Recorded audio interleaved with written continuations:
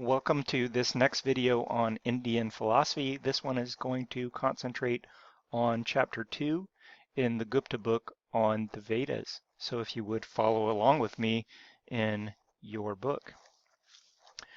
We're going to begin with the hymn to Purusha, and you'll find a selection in your book on page 43. But I just want to start out with the description of Purusha on page 28.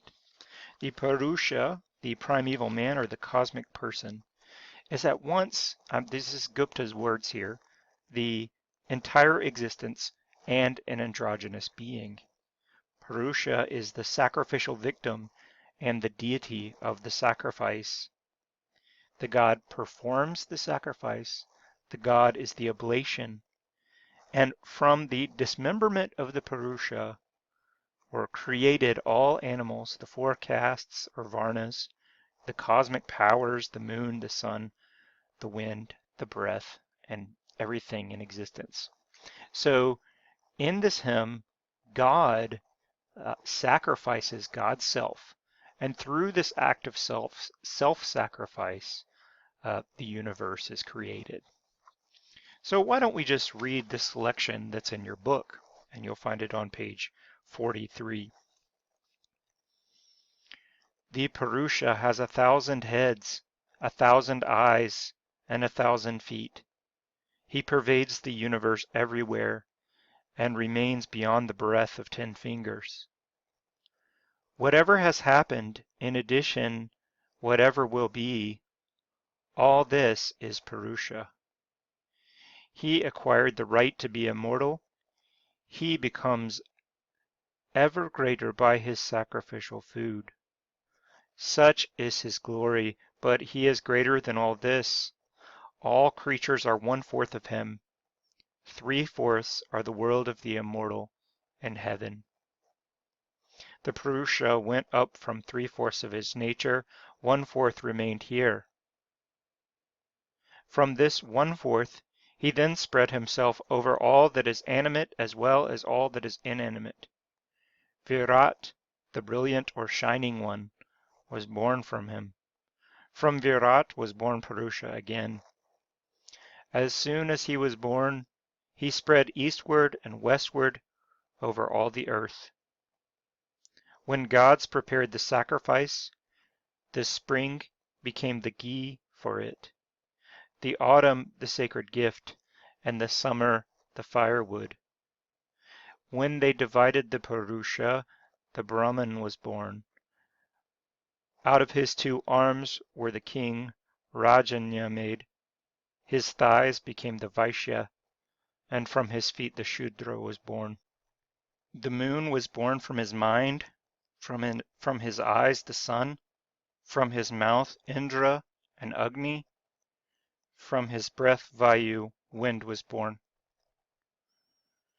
From his navel came mid-air, from his head the sky, from his feet the earth, the regions from his ear, thus the worlds were formed.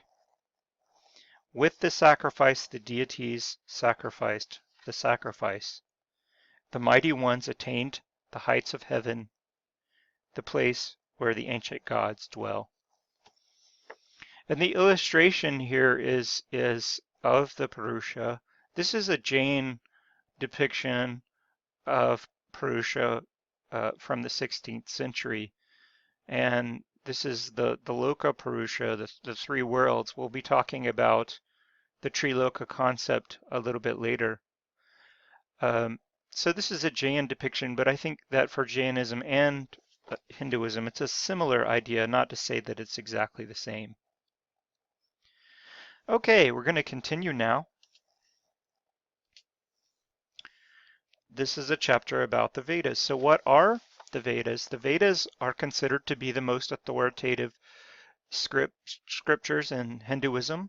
There are 4 Vedas, the Rig, the Sama, the Yajur, and the Atharva. And they are written in Old Sanskrit. And Gupta gives you the etymology of the word Veda, coming from the root vid, which means to know. We have a similar idea in English, like this video, right? To see is to know. So it's a visual metaphor in English. So these are considered to be the most authoritative scriptures of Hinduism, and they're a collection of hymns, largely hymns to the deities. Now there's other material as well, ritual formulae, we might even say magical formulae in some of the Vedas. But for the most part, we're concerned with hymns that venerate the devas or the deities. The Vedas are part of a division of scripture called Shruti. The Shruti means to hear, and that means that these texts were remembered and orally transmitted. In their original versions, they were orally transmitted. Eventually, it became too much to remember them all, and so they were eventually written down.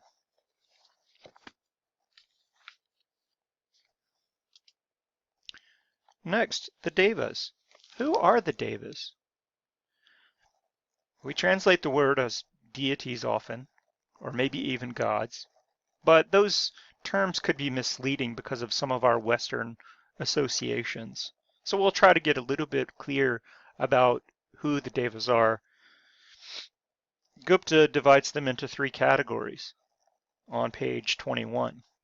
So first, the deities of the natural world. So Surya, the sun, Ushas, the dawn, Vayu, the wind. We'll see many hymns to these deities. Surya, the sun, is regarded as a god. So we could say that this means, yes, the sun that you see in the sky when you walk outside, but also a deity in its own right. Okay? The next classification that he gives are the deities of human relations, especially Indra and Varuna. On the next page, page 22, he gives a little bit more of a description of these two important deities.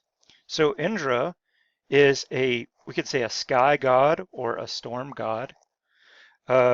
He has a Vajra, the thunderbolt. He has horses and chariots, and they receive a lot of attention in the hymns. He's also a god of war, in addition to his role as a god of the weather. He's also known for slaying an important demon who kept the monsoon from breaking. The other important deity in this category is Varuna, who is really an ethical deity. He is considered to be the enemy of falsehood and a punisher of sin. The sun is considered to be his eye, who also spies on human beings. So you might think about the Greek god Apollo, although we might not want to make the connection too strongly because they are very different belief systems. Finally, the deities of the ritual world. Agni is the sacred fire who receives the sacrifices. He is also just fire in general. So if there's a forest fire, that might be said to be Agni, as well as the fire of insight, or the fire of meditation, the fire of knowledge. Another important deity is Soma, the plant that was offered in the sacrifices. We're not really sure what the Soma plant was, but it seems to have been crushed and consumed during the ritual. Perhaps you could write a paper about what exactly the Soma plant was and what plants are being used as Soma today. So those are the three categories of devas in the hymns. And you can get more familiar with it by just reading some of the hymns. You have some of them in your book, but you can also go out and find many different translations of the Vedas. Moving along, we might wonder about what is the theology of the Vedas? What do they say about the nature of divinity? A term that might come to mind is animism, a belief in nature spirits. If we just mean that there's a divinization of the forces of nature, then yes, that's absolutely true of the Vedas. The forces of nature are divinized. And yet at the same time, there is also an acknowledgement that there is some part of divinity that transcends nature. As we were uh, reading in that hymn to Purusha, 1/4 of the deity is thought to reside within the created order, and 3/4 is thought to reside beyond that. So animism maybe, but it doesn't really quite seem to capture it. What about polytheism? Well, if we just mean that there are a lot of gods, then yes, absolutely, this is a polytheistic belief system. However, when we think about polytheism in the West, we often think about the deities as having discrete functions, right? Like with regards to the Greek pantheon, Poseidon is the god of the sea. Um, or maybe you think, Zeus is the king of the gods, Apollo the god of truth, and so forth. Um, uh, these deities don't really so much have discrete functions like that. They're really interrelated in complex ways. For example, we have Ushas, the god of the dawn, but then the sun is also a deity. So what does that mean that the dawn and the sun are praised separately or sometimes in a conjoined fashion? So they're not really discrete like we think of in polytheism. Another term that you might hear bandied about is henotheism. Henotheism is usually when you have one main deity and several other deities sort of subverted under that main deity. We might be tempted to think about Varuna in that way, right? But it's not always clear that Varuna is the supreme deity, right? Or that the sun is the supreme deity. Depending on which hymn we're talking about, whichever hymn is being sung at that point in time, that deity seems to be addressed as the supreme divinity. Finally, the term monism, which is the belief there's one all-pervading divinity, or even that everything is divine, everything is God, in fact. Maybe even the term pantheism, right? And when we get to the Upanishads, we do seem to get more of a monistic idea. But again, this term's just not a very neat fit for what we see occurring in the hymns. It seems to be a complex network of interrelationships between these various deities. I just want to read to you a couple parts from page 24 and 25. On page 24, Gupta mentions Sri Aurobindo's interpretation. Aurobindo is an important modern Indian philosopher. He says that there's at least 3 different meanings for each one of these divinities: an external or ritualistic meaning, a psychological meaning, and a spiritual meaning. So when we talk about the sun, we're not just talking about the sun in the sky, we're also talking about the general idea of light or illumination. Do you see what I'm saying there? So all of these deities work on multiple different levels. They're complex, they're interrelated. So none of these terms really fit very neatly. Gupta has a very nice paragraph on page 25.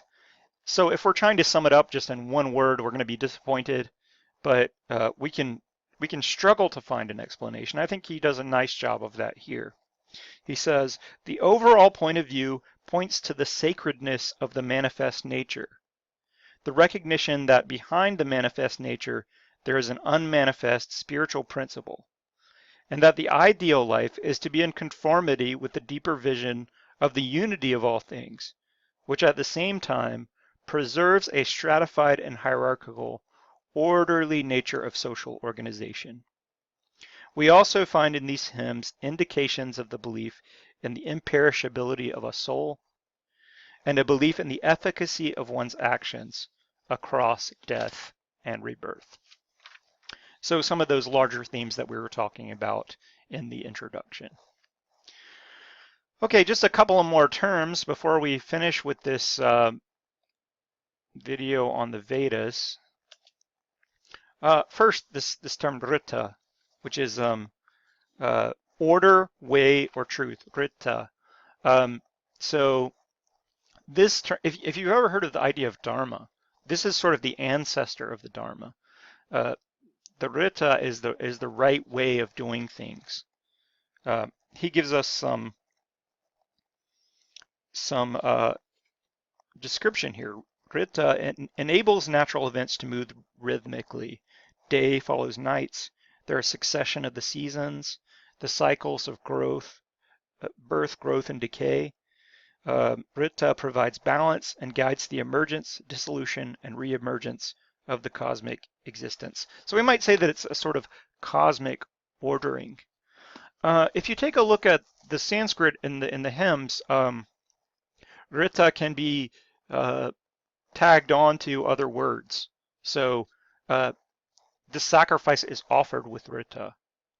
The sun shines with Rita, right? There's just a right or a natural way of doing things. We might say it's the proper relationship between human beings, devas, and nature. Sort of a little bit further down, in human dealings, Rita is justice, and in worship, Rita assures correct performance of the ritual, which results in harmony between human beings and the deities, human beings and nature, and among human beings in general. In short, Rita is the right course of things.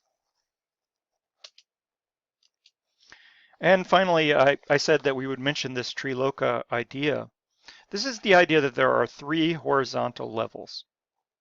The earthly level, the atmospheric level where the birds and the gods' chariots flew, and Svarga, the abode of the gods and the blessed ones who have died. Okay, so often you could think about this as the gross world, the subtle world, and the divine world. Okay, so these three levels that are certainly interrelated, and yet there is something of a hierarchy here as well. Okay, so that's it for this video on the Vedas.